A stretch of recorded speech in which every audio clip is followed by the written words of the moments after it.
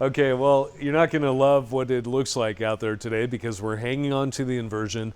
Obviously, off to a cold start this morning with temperature in the teens and 20s across the majority of the viewing area. But in Salt Lake, we dropped down to 27, which isn't too far off the mark for this time of year. Our average low is 25. Our average high temperature is 39, and we've already warmed up above that. So even with an inversion in place, we are warming up more than you'd expect to for the middle of December. Actually, another very mild day.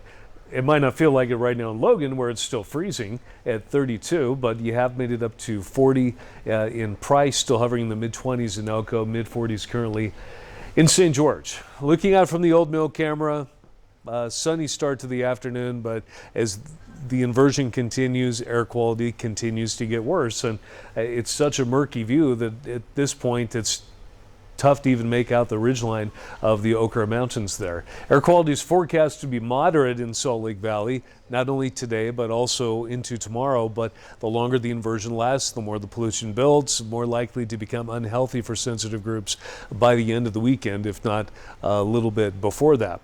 High pressure is still in place, keeping it dry, maintaining that inversion. That'll dominate the weather pattern for potentially another several days, but you look farther out off the coast into the Pacific, there's a trough of low pressure that over the weekend will gradually make its way toward the coast and kind of stall out there into early next week, but a piece of that system will break off, move through, and potentially start to help us out a little bit with the air quality.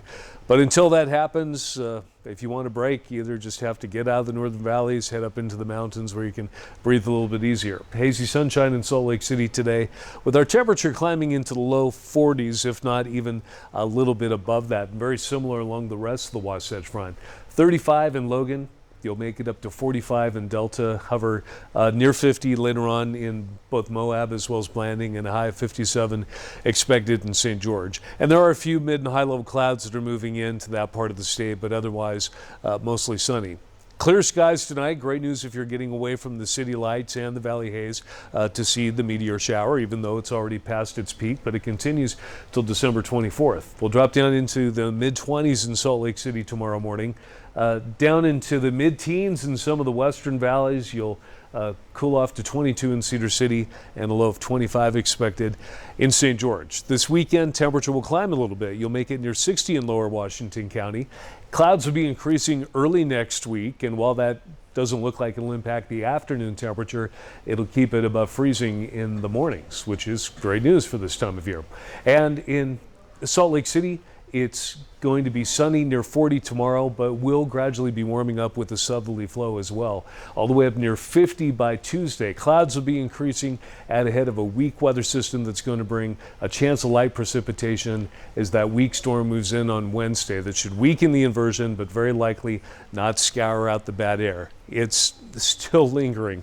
So you can see that by Fox 13's AirView powered by TELUS, which we're launching today. Pretty detailed and accurate information of air quality of the PM 2.5 with moderate air quality right now along much of the Wasatch Front, but a little bit of an orange tint to that indicates it's bordering on becoming unhealthy for sensitive groups.